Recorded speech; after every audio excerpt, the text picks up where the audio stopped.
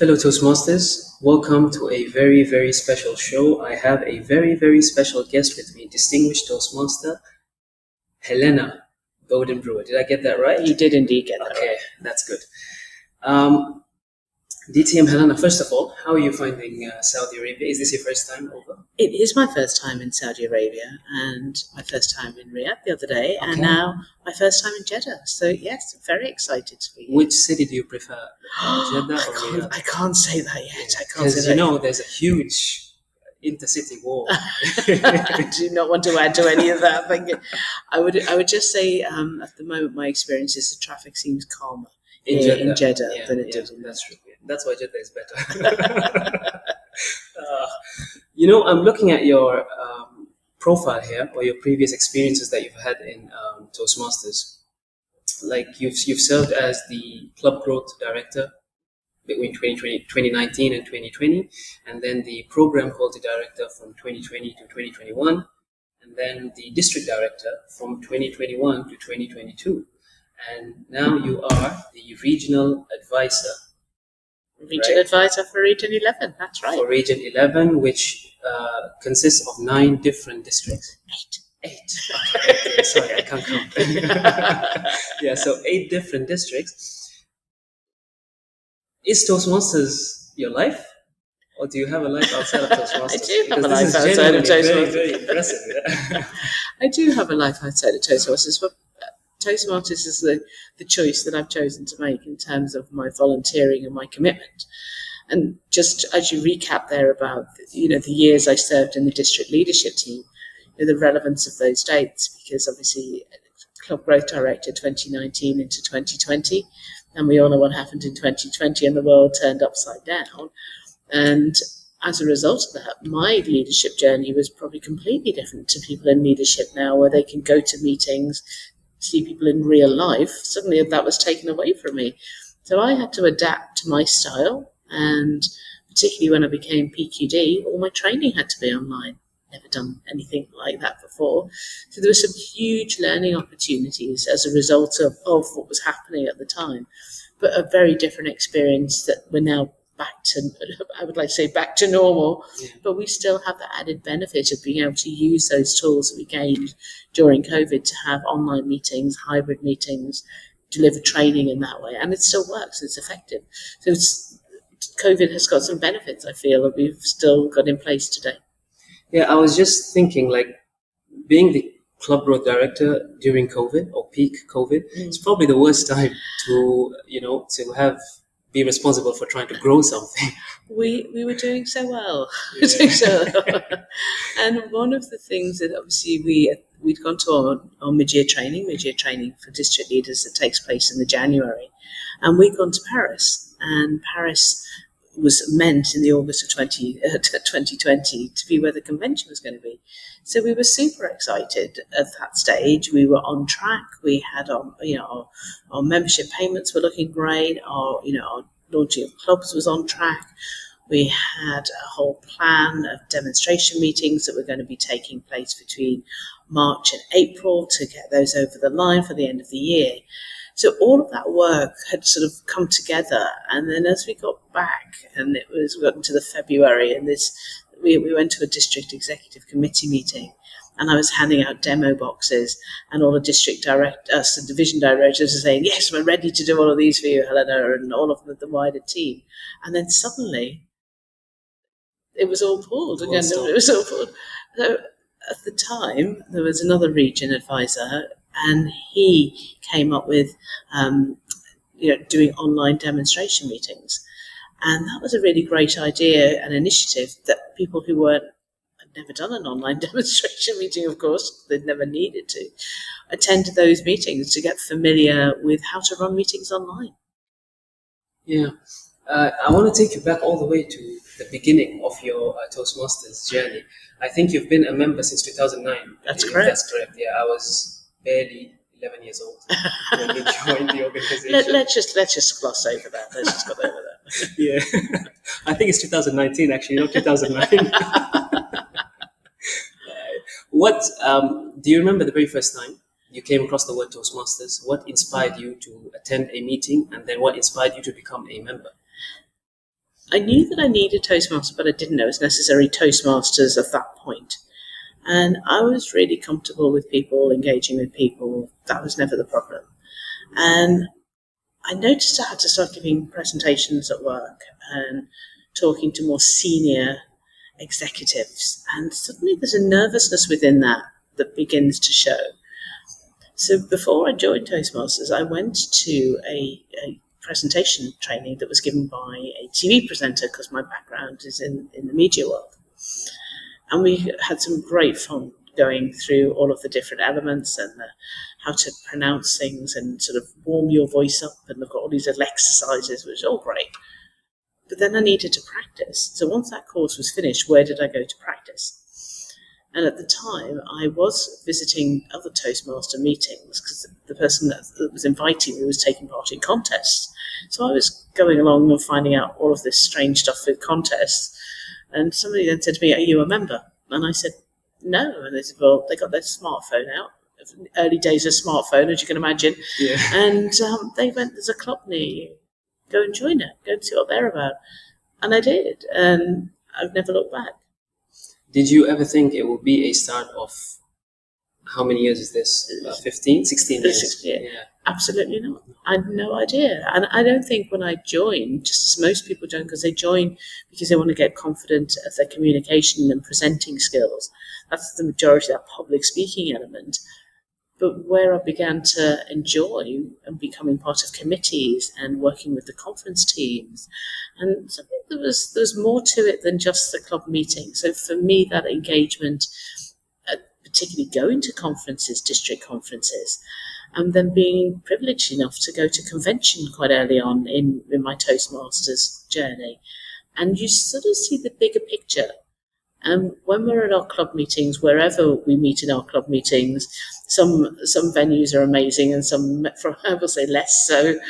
You know, we are all Toastmaster members, and we're all studying the same program and working our way through because we want to be better versions of ourselves. And so when you go part of a bigger organisation and you think, how did I get here? I could not have envisaged when I first handed in my membership form in 2009 that I would be, fast forward to now, sitting here being interviewed in Jeddah for a podcast. Who knew that would be a thing? Yeah, that's a great story.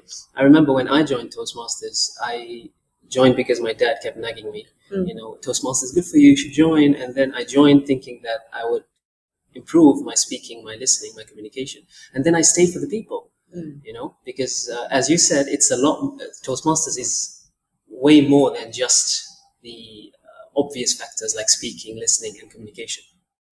So as we progress along your Toastmasters journey, now you've joined Toastmasters, you've become a member, you're discovering the world and the people and how it's the opportunities that it holds for you. What inspired you to take up a leadership role in Toastmasters? What was your first XCOM position? I think that I was very privileged that the person that was the president of the first club I joined, the person I handed my membership form to, was a lady called Jean Gamester. And Jean Gamester, DTM, is Jean Gamester, currently second vice president of Toastmasters International, and was elected in August. And if you've got somebody in your club that you're watching perform these roles, and you've got a connection, and you keep checking, what are they up to now? And I had the privilege of being her administration manager when she was district director. So it begins to open your eyes when you're tapped on the shoulder going, would you like to give this a go? Would you like to try? Because in Toastmasters, you are in pretty safe hands because other people are there to support you. So you're never quite alone. And in the 1-year term I served as administration manager, we introduced a district council pack. And that allowed for division directors to give a report on how the division was doing. They'd never done that before, so that was something new, as well as all of the leadership members being able to also give written reports. So it gave a little more detail to what was going on, because when we talk about our communication, we obviously think about our communication in sort of verbally, but actually our other messages are how we write. And the council packet enabled sort of people to say, that I could use that quote, or I could take, where did you get that line from? And they go, I got it from so-and-so's thing in the council pack. So it gave another flavour of what we were doing. And it also gave us the opportunity to celebrate successes across the district, which was wonderful. So the district council pack that was introduced in that year from DDG Gamester at the time, and then myself as her admin manager, I'm very proud of that. Yeah, lovely. How do you think Toastmasters has shaped your communication and leadership skills? Because you spoke about the other hidden benefits that you get when you join Toastmasters, like improving your vocabulary or expanding your scope of in terms of experience, things like that. But communication and leadership, they're directly associated with Toastmasters most of the time, especially when you're trying to sell it to somebody who is not a Toastmaster. So for somebody who's listening right now, how has it improved for yourself, and how can they expect? So obviously, I've been members of different clubs at different times, and I went to a club meeting, and one of the speakers didn't know particularly well, was doing a small segment of a bigger speech they were going to be doing. So I thought that was intriguing. So they were explained why they were doing it and what they were doing it for. And this speech was about respect and respect in teams, which obviously aligns to the Toastmaster value as well and our core values. But what I thought was interesting is how he delivered that. And I'd never seen somebody do it quite like that before. And that was the first time I thought, oh, I've learned something here in a way that I hadn't anticipated. Because he'd done the research, he helped co-write a book. There was a lot of information there. And it's that coming away and thinking, I'm interested to go and read that book now, or I'm interested to find out more about the subject the speaker has talked about. And I don't know what happens in your club, but every now and again somebody brings cake, and they've told us about a recipe and how they can weave a cake and into bringing all the recipe together to make this amazing cake, and they use that. And it's being how people have improvised and how people are using the Toastmasters program. But then the stories that they're telling are so diverse, so different, that occasionally you go, how do I know this information? You go, oh, it's that Toastmaster speech. so it all goes in somehow. Yeah, I really like your answer, because it touches on my favorite aspect of Toastmasters, which is the people. When I was in Malaysia, I studied in Malaysia. I joined Toastmasters there. My first ever Toastmasters meeting was there. And because I joined Toastmasters and I met this diverse group of people in Malaysia, I met a dentist, and he was a Toastmaster. He liked me so much. Like we got along pretty well, and he saw me speaking, etc. He's like, why don't you pop in the clinic? I'll give you a free appointment. All about networking. Yeah, exactly. You never know what kind of people that you would meet, and the kinds of benefits that we wouldn't hurt. Free dentist appointment, I'll take it any day. Just picking up that. Yeah. There's many Toastmasters. I actually don't know what their actual job is. I just know they're a Toastmaster, and I only found out what their job is when they talk about it, possibly in a speech, because we don't necessarily start with what you do. And most other communities, you find out what somebody does as their career. In Toastmasters, we're asking, why have you joined Toastmasters? What do you want to get out of the program? And sometimes they talk about it being for work, but we don't necessarily know what they do for work. We go, okay, thank you. And suddenly we find out from a speech what they do as a day job, which again can be quite fascinating. Yeah. What do you think is your most rewarding moment that you've had so far as a Toastmaster? Maybe it's after you've taken up these leadership roles, or maybe it's been as a member in your local club. There's a couple. There are a couple. I think one of the ones that springs to mind is we had a new member, and was sort of wanted to enter the speech contest, and we had a club level contest, as you do. It's the humorous speech contest. She'd probably done a couple of speeches by then, but she had a way about her, and she won the club contest. And she says, "What happens next?" And we go to area. What's an area? So during that journey from club, area, division to the district final, we mentored her all the way along the way, and she got to the district final and she won. And then she said, I now know more about Toastmasters from entering the contest, because I didn't know what was going on beyond my club. But by entering the contest, that she did. And then had a shiny trophy to prove it as well. And we were very happy for her as a club. And she's still a member now. That's very, very nice.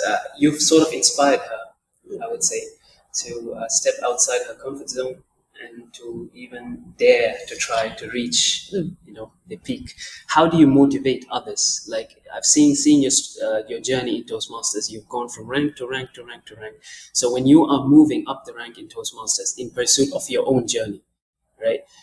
You have to inspire somebody to step up in your shoes and continue the work that they've been doing. Continue the work that you've been doing. Excuse me. So how do you inspire other people to motivate? Because it is kind of intimidating to step into a leadership role, especially when they're not used to it. So it's not an easy task.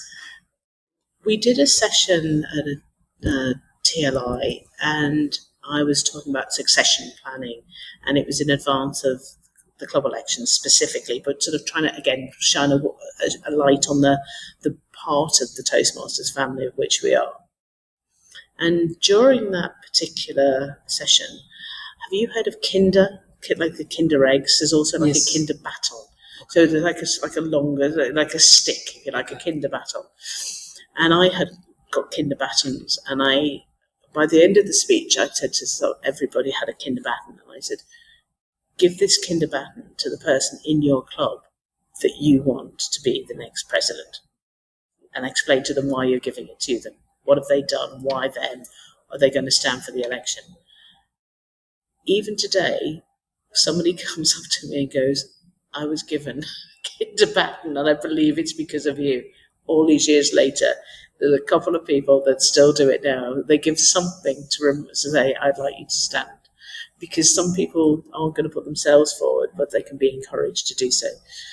So I know that has worked. And even after all these years, I'm very proud when somebody comes up and tells me that they've become a club president because somebody gave them a Kinder baton. That's a very, honestly, a very unique idea. Ideas like this, I only learned, or I've come across many ideas in Toastmasters to carry out in your own clubs.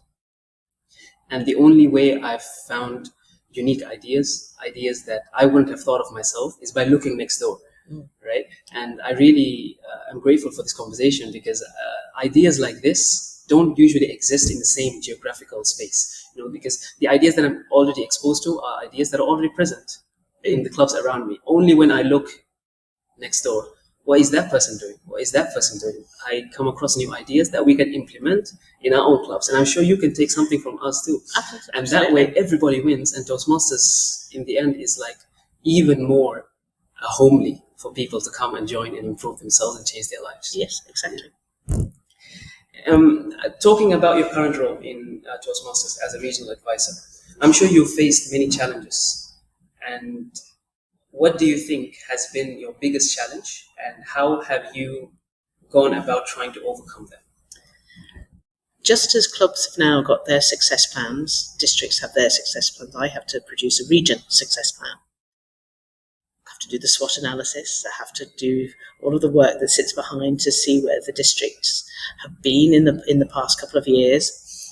And one of the things that I've noticed as a challenge around the districts that Region 10 currently have is having clubs with 20 plus members, because 20 is the charter strength, and clubs often drop down from that, and then suddenly there's less people attending the meeting, and the people that are attending the meeting aren't getting new people to come in.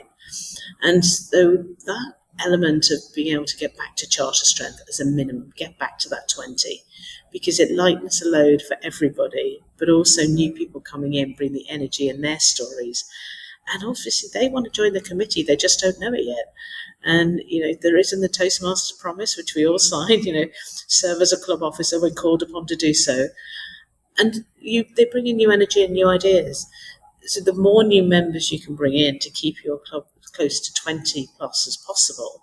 And now with the club success plan process, and to become Smedley's distinguished in the distinguished club program, you need 25 plus members. So if you've got 25 plus members, suddenly you're on track to be Smedley's distinguished as a club. So focusing on that energy, bringing new members in, finding out why people are coming on as guests, find out that why, and encouraging people to come along. Because the more members that we have, the more other members can grow as well by mentoring other people, using their skills in a different way, just like you're, bless you, just as you're going to do, we're doing this podcast. This is one of the educational programs which you might have gone, I'll just do that elective, and suddenly you're doing podcasts more regularly. So it's about finding something that you like to do in the program as well. So for me, the focus on that 20 plus members, really, really key for Region 11 this year. Sounds like a full-time job, and I commend you for having this positive outlook, and I hope that we achieve this goal. How do you balance Toastmasters, the commitments that it brings? And I'm assuming when you first joined Toastmasters, you went there for your own personal growth, but now you're giving back to the Toastmasters world. How do you balance this commitment with your professional and also your personal life? If you just cast back to those COVID years now, and at the end of a working day, I would close one laptop and open up another. And so it did at times feel like I was always online.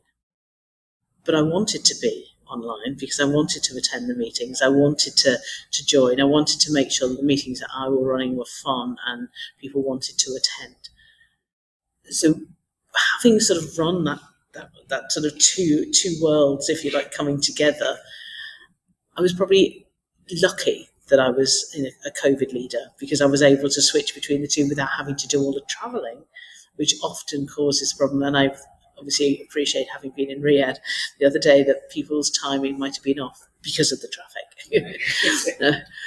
So being okay with what's coming up, finding the opportunities to go forward, look at the benefits that you're getting as your membership as well, and seeing what's out there and seeing what's possible and keeping that in mind for yourself. What do I want to do? Why am I in this organisation? Where do I want to go?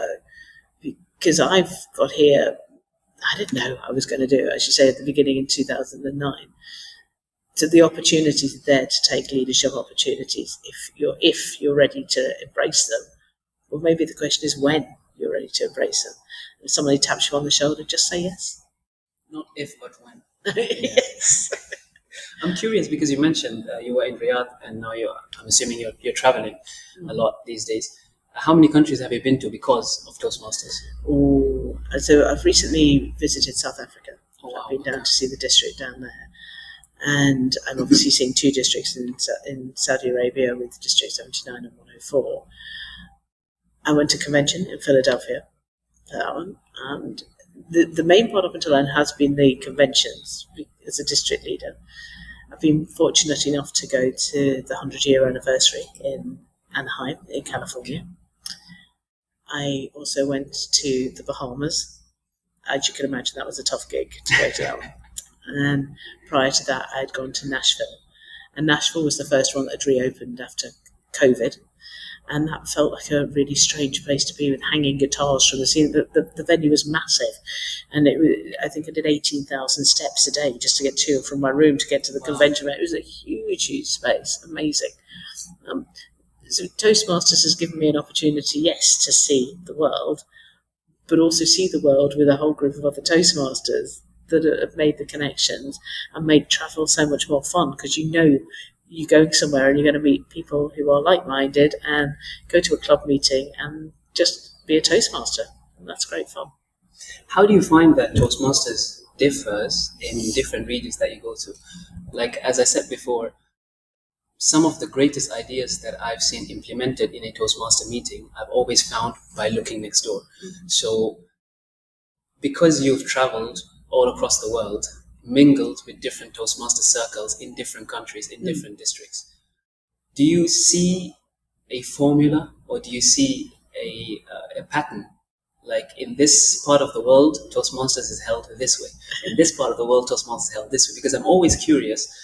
I've always thought to myself that if I have a challenge in a Toastmasters club or a meeting, I can always find the answer to that problem, because chances are somebody somewhere else in the world has also encountered that problem and solved it. Yes. And Google it. Google's a really good friend of ours for finding solutions.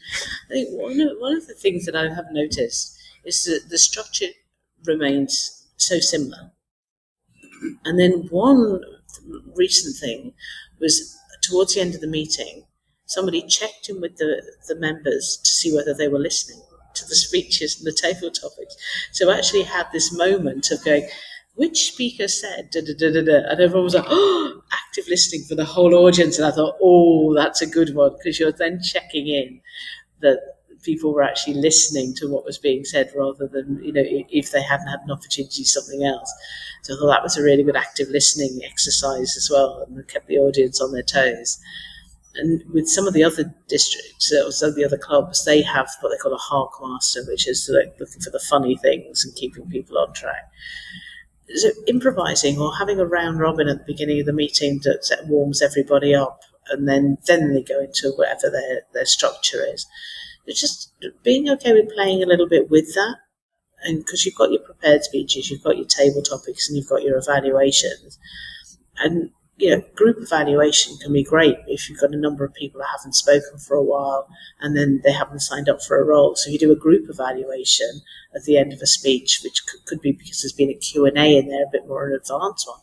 That's that opportunity to talk to the audience and make sure everybody has a go of answering and giving their opinion.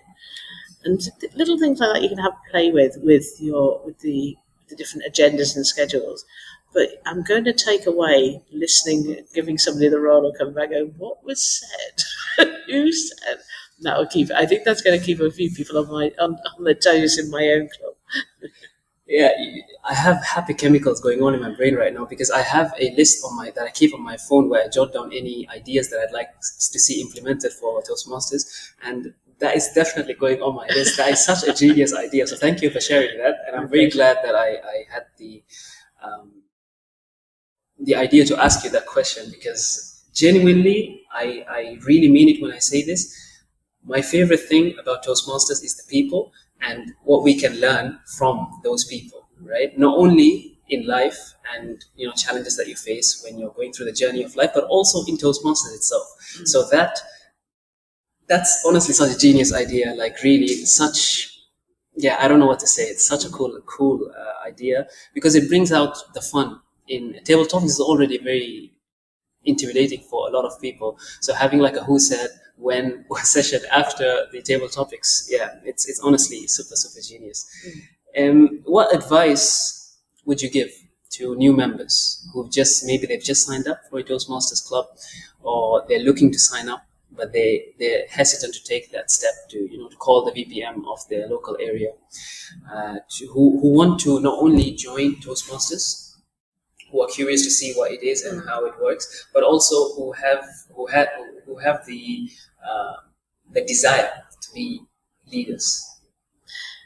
You use the word curious, and that really stands out for me. I think people that are looking for continual learning and continual opportunity are curious to try. If somebody walks through your Toastmasters door, either virtually or in person, what's brought them there? Why are they there? They've already done a bit of research about what Toastmasters is, and it's our opportunity to find out, can we support them in getting to the why they're there.